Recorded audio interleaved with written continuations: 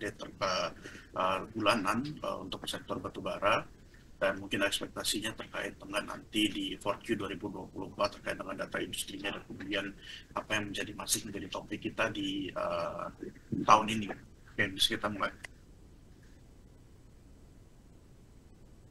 Jadi kalau misalkan kita melihat terkait dengan data bulanan produksi yang dirilis oleh MODI SDM ya, atau Kementerian SDM, ini memang data terakhir di bulan 9 2024, bulan September kemarin, datanya menunjukkan bahwa produksi batubara kita continuously agak menurun sedikit dibandingkan dengan bulan sebelumnya, yaitu di bulan Agustus sekitar 68 juta ton dibandingkan dengan bulan sebelumnya di 59 juta ton. Jadi memang untuk sampai dengan bulan 9 2024 itu yaitu production mencapai kurang lebih 617 juta ton, di mana memang ini pencapaiannya sudah sekitar 87% dari target TSDM atau dari approve FKB atau dari yang sudah disetujui, itu di level sekitar 67% untuk terkait dengan rate-nya. Nah, ini pertumbuhannya masih cukup inline dengan ekspektasi kita pada awalnya ya, yaitu di 9 months 2024 pertumbuhan tahunannya sekitar 5,6%, di mana kalau misalkan untuk dibandingkan dengan tahun lalu itu ada di level sekitar 584 juta ton terkait dengan produksinya. Next. Untuk terkait dengan sisi permintaan, jadi memang di domestic consumption masih menjadi penopang sesuai dengan bulan-bulan sebelumnya, masih bertumbuh sekitar 13,5% secara year on year sampai dengan bulan 9 2024. Dan kemudian kalau misalkan untuk ekspor ini pertumbuhannya masih memang termoderasi dibandingkan dengan tahun lalu ya, karena memang China sudah juga membuka keran impornya dari Australia, dan kemudian juga memang untuk dari Mongolia juga mensuplai lebih banyak lagi batubara untuk China. Di sisi lain batubara kita memang lari ekspornya itu ke negara-negara neighboring countries kita seperti Malaysia, kemudian juga Filipina dan juga Vietnam, dan kemudian di sisi lain ya, kita banyak permintaan yang baru dari North Asian countries seperti Jepang. Terkait dengan ekspor sendiri memang termoderasinya kalau tahun lalu itu mencapai belasan persen, jadi tahun ini ekspor kita pertumbuhannya mencapai sekitar 5,4% atau di level sekitar 380 juta ton dibandingkan dengan tahun lalu di level 230 juta. Next.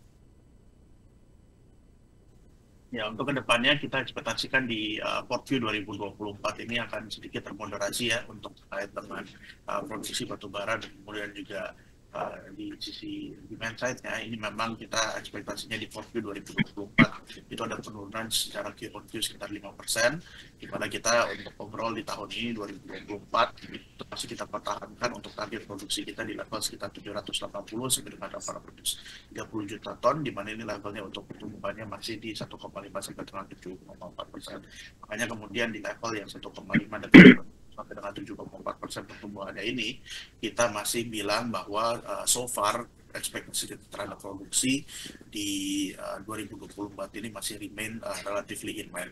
Tapi kemudian di sisi lain di 4Q 2024 khususnya memang kita ekspektasikan ada sedikit penurunan, karena memang ini sesuai juga dengan mengikuti tren tahunan ya.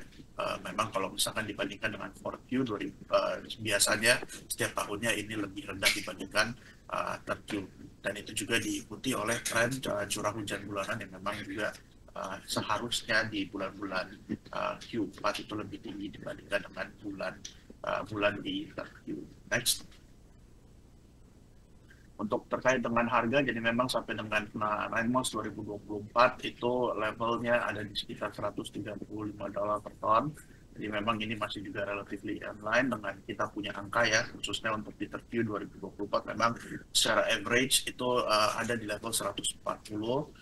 Kemudian untuk di 4Q 24 kita ekspektasinya untuk rentan harganya itu akan berada di level sekitar 120 sampai dengan 148, sehingga memang dengan asumsi sampai sekarang dengan average yang masih relatively inline dengan kita punya asumsi awal ya, ini kita masih mempertahankan base kita untuk harga batubara di level 135 dengan rentan di 2024 untuk average di 130 sampai dengan 140. Jadi kenaikannya kurang lebih 20 sampai dengan 26% dibandingkan dengan average tahun 2023. Next.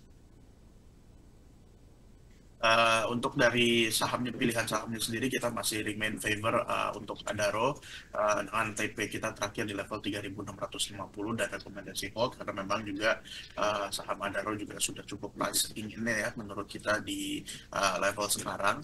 Kemudian tapi kita masih rekomendasikan hold karena memang kita juga masih ekspektasikan dividen payout ratio dan dividen per share-nya yang masih cukup bagus, di mana kita maintain, kita punya ekspektasi di sekitar 40 sampai dengan 50%, dan translating ke dividen per share di sekitar 305 sampai dengan 350, dan kurang lebih ini merepresentasikan dividen yield sebesar kurang lebih 10%. Nah ini biasanya akan dibagikan untuk dari interimnya di akhir tahun ya, dan untuk terkait dengan tanggal RUPS ya, ini akan dicanangkan di sekitar bulan depan di 18 November. Ini kita akan akses kembali apa namanya, kita punya asumsi untuk Adaro dan semua juga coveran kita terkait dengan sektor batubara setelah adanya earnings release yang diekspektasikan mungkin hari ini atau besok. Mungkin sekian dari saya, kembali ke Glenda. Selamat pagi sahabat.